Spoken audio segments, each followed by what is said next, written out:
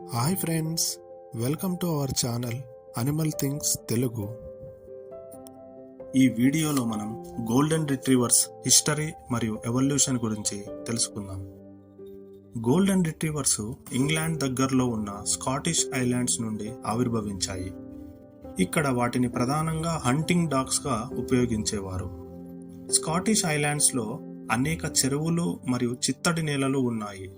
So కేవలం మనుషులు మాత్రమే వేటాడడం అంత సులభం కాదు. అందుకే వారు హంటింగ్ డాగ్స్ని ఉపయోగించేవారు. కొద్ది సంవత్సరాల తర్వాత గన్స్ మ్యానుఫ్యాక్చరింగ్ పెరగడం, ఆ గన్స్ని ఎక్కువగా వాడటం మొదలుపెట్టారు.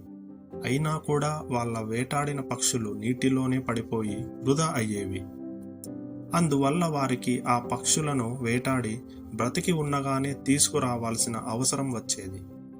ఇదే పనిలో ఈ రిట్రీవర్స్ చాలా దూరం నుండి పక్షులను వేటాడి తిరిగి తీసుకువచ్చేవి. అందుకే వాటిని రిట్రీవర్స్ అని అన్నారు. చాలా సంవత్సరాలుగా గోల్డెన్ రిట్రీవర్స్ సర్కస్ నుంచి కొనుగోలు చేసిన రష్యన్ షీప్ డాగ్ల నుండి వచ్చాయనే నమ్మకం ఉండేది. వాస్తవానికి ఈ జాతిని స్కాట్లాండ్లోని హైలాండ్ ఎస్టేట్స్లో ట్వీడ్ మౌత్కు చెందిన Dudley Marjoribanks, first baron of Tweedmouth అభివృద్ధి చేశారు.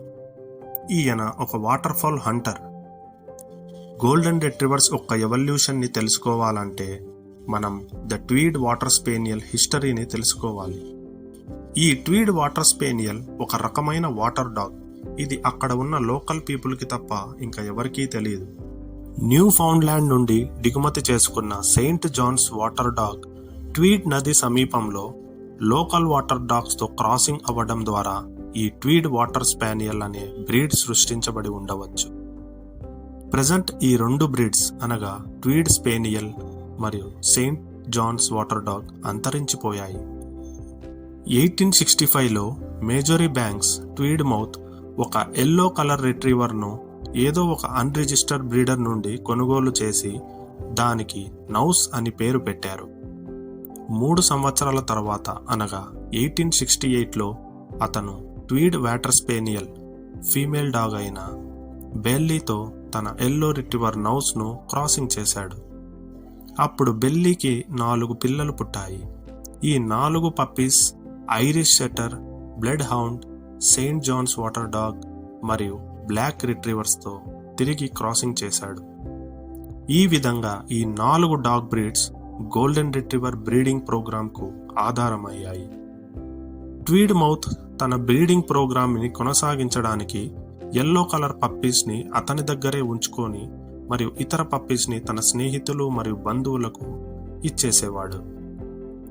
ట్వీడ్ మౌత్ యొక్క బ్రీడింగ్ రికార్డులను గమనించినట్లయితే అతను గోల్డెన్ రిట్రీవర్లో ఏమి లక్ష్యంగా పెట్టుకున్నాడో అర్థమవుతుంది.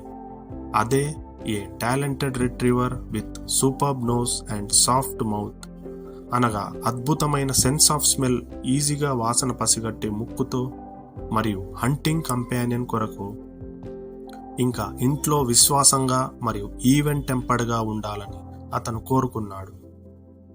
ఈ విధంగా అతను పక్షులను తిరిగి పొందడం కోసం మృదువైన నోరుతో మరియు చురుకుగా ఉండే ఇంటెలిజెంట్ డాగ్ బ్రీడ్ని అభివృద్ధి చేయాలనే తన లక్ష్యాన్ని సాధించాడు.